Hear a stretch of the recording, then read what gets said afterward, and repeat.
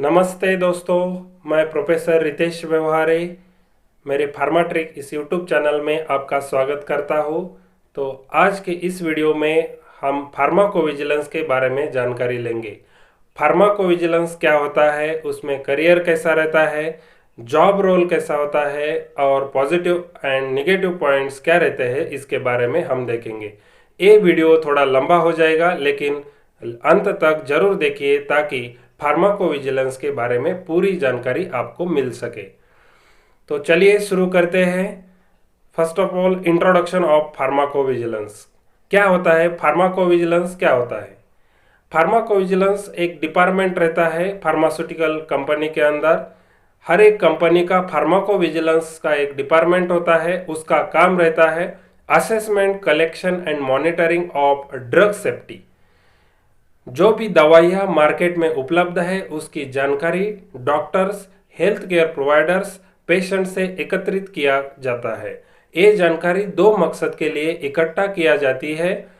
पहला मकसद रहता है एनालिसिस ऑफ हजार्ड्स एंड दूसरा मकसद रहता है पेशेंट सेफ्टी। हर एक कंपनी का अपना प्रोडक्ट के बारे में मॉनिटरिंग करने का काम फार्माकोविजिलेंस डिपार्टमेंट करता है। तो ये रहा शॉर्ट इंट्रोडक्शन ऑफ फार्माकोविजिलेंस। उसके बाद हम देखेंगे जॉब रोल कैसा रहता है। Job role in pharmacovigilance. Pharmacovigilance में तीन टाइप के जॉब रोल रहते हैं। पहला रहता है मेडिसिन की सिक्योरिटी एंड सेफ्टी, यानी कि मेडिसिन से होने वाले साइड इफेक्ट के ऊपर निगाह रखना। दूसरा रोल रहता है क्लिनिकल ट्रायल रिपोर्ट के ऊपर कांस्टेंट नजर रखना। क्लिनिकल ट्रायल्स के 3 फेजों को पास करके दवाइयाँ मार्केट में आती है, इसीलिए क्लिनिकल ट्रायल रिपोर्ट के हिसाब से उस दवाई का मार्केट में कैसा परफॉर्मेंस चल रहा है ये देखना पड़ता है। उसके बाद तीसरा रोल रहता है अगर कोई ड्रग का पोटेंशियल साइड इफेक्ट रिपोर्ट हुआ है तो तुरंत क्लिनिकल ट्रायल डिपार्टमेंट को रिपोर्ट करना ताकि उसके ऊपर सुधार हो सके। अगर प्रोडक्ट रिकॉल की बात है तो वो भी हो सके। उसके बाद हम देखेंगे status of pharmacovigilance in India. Bharat में फार्माकोविजिलेंस का स्टेटस कैसा है? भारत में फार्माकोविजिलेंस की स्थिति बहुत अच्छी है। आज के डेट में भारत में 7,000 से भी ज़्यादा लाइसेंस ड्रग मैन्युफैक्चरर है और जिनके 70,000 से भी ज़्यादा फॉर्मुलेशंस मार्केट में उपलब्ध है। जितने ज़्यादा प्रोडक्ट मार्केट में उपलब्ध है उतने ही ज़्यादा प्रोडक्ट के बारे में जानकारी रहती, यानी कि product toxicity, product safety, product side effect के बारे में ज़्यादा जानकारी रहती है। यानी कि फार्माकोविजिलेंस का भारत में बहुत मजबूत स्टेटस है। भारत में हर एक कंपनी जिसका अपना WHO, USFDA, GMP certified unit रहता है, उसका अपना खुद का फार्माकोविजिलेंस डिपार्टमेंट रहता है। इसीलिए भारत में फार्माकोविजिलेंस डिपार्टमेंट का बहुत ज़्यादा डिमांड है। तो उसके बाद हम देखेंगे who should go for pharmacovigilance. Pharmacovigilance में कौन कौन जा सकता है, कौन कौन के डिपार्टमेंट के छात्राएं जा सकती है। फार्माकोविजिलेंस हर उस कैंडिडेट के लिए अच्छा है जिसकी anatomy, physiology and pharmacology subject में मजबूत पकड़ है। मतलब सब्जेक्ट के ऊपर कैंडिडेट का पैशन होना चाहिए, इनर इंटरेस्ट होना चाहिए। मैं बोल रहा हूँ सब्जेक्ट के ऊपर पैशन होना चाहिए और इनर इंटरेस्ट होना चाहिए। फार्माकोविजिलेंस हर उस कैंडिडेट के लिए बहुत अच्छा सेक्टर है जो फार्मेसी, साइंस, डेंटिस्ट्री, MBBS से ग्रेजुएट है। फार्माकोविजिलेंस में अच्छा करियर करने के लिए आपको अपने सब्जेक्ट्स के ऊपर कमांड होनी चाहिए, नहीं तो आप फार्माकोविजिलेंस में अच्छा करियर नहीं कर सकेंगे।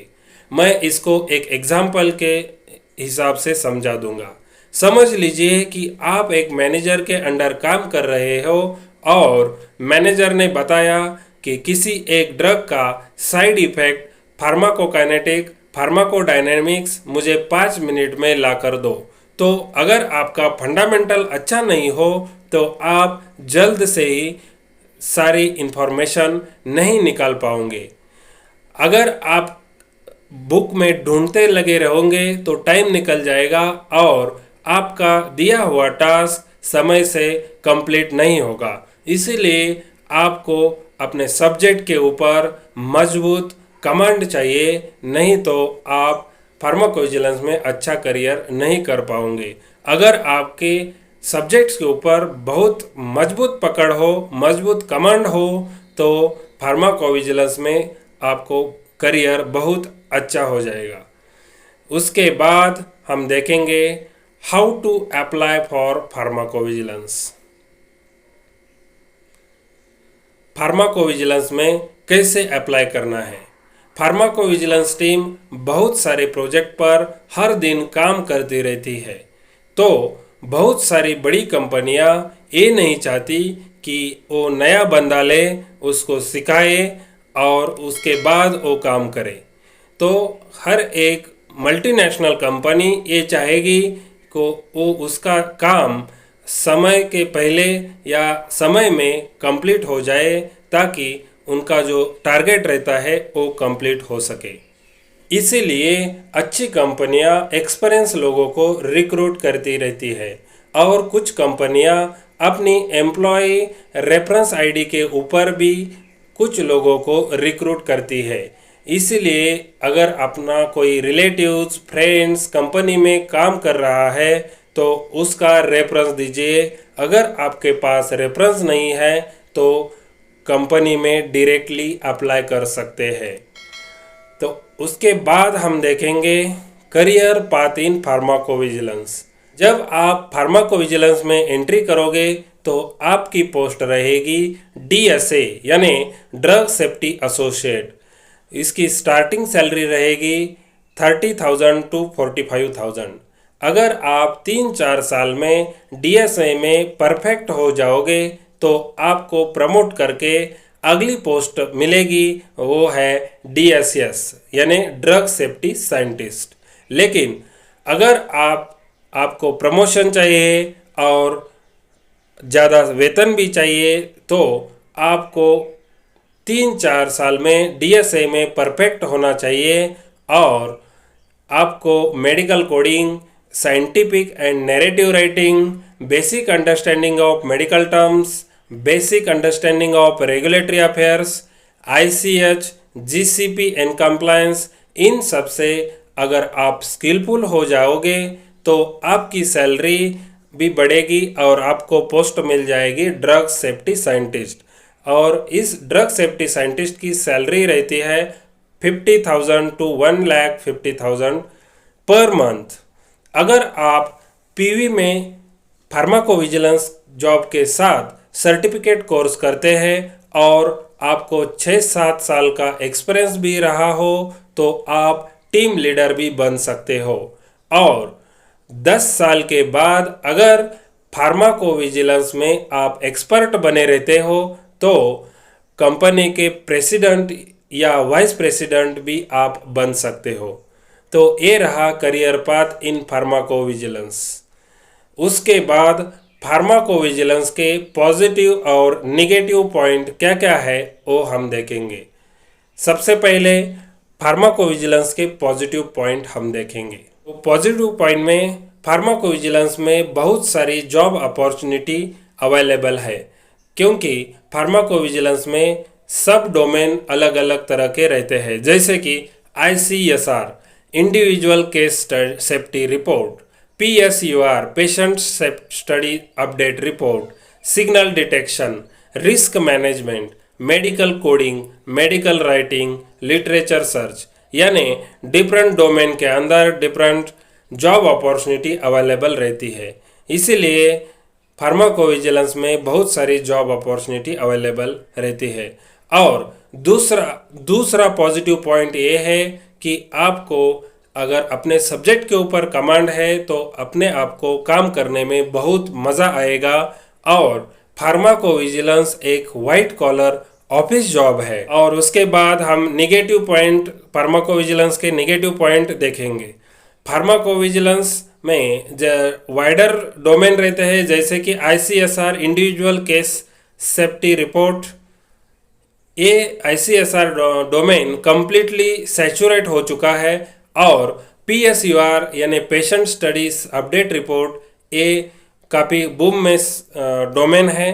तो अगर ICSR के कैंडिडेट PSUR में जॉब करना चाहते हो तो उनको ट्रेनिंग की ज़रूरत पड़ती है। और वही हाल सिग्नल डिटेक्शन और रिस्क मैनेजमेंट में भी है। इसीलिए अगर आपको PV में काम करना है तो अपने आप को अपडेट रहना चाहिए। मार्केट में कुछ नया हो तो उसके बारे में भी अपने आप को अपडेट रहना चाहिए। सेकंड नेगेटिव पॉइंट, पहले के टाइम पर BSc, MSc, B.Pharm, M.Pharm के कैंडिडेट PV में जॉब करते थे, इसलिए जॉब डिमांड भी अच्छी थी और जॉब की सैलरी भी अच्छी थी। आज के टाइम में सभी डॉक्टर्स, डेंटिस्ट्री, BAMS ये भी लोग फार्माकोविजिलेंस में आ रहे हैं। इसीलिए फार्माकोविजिलेंस में काम करना होगा, नहीं तो आपकी जॉब चली जाएगी।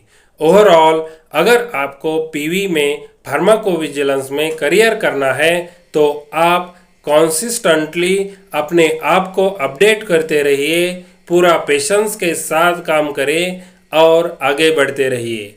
अपने आप को अपडेट रहने की आदत बना लो तो आपका PV फार्माकोविजिलेंस में बहुत अच्छा करियर हो सकता है।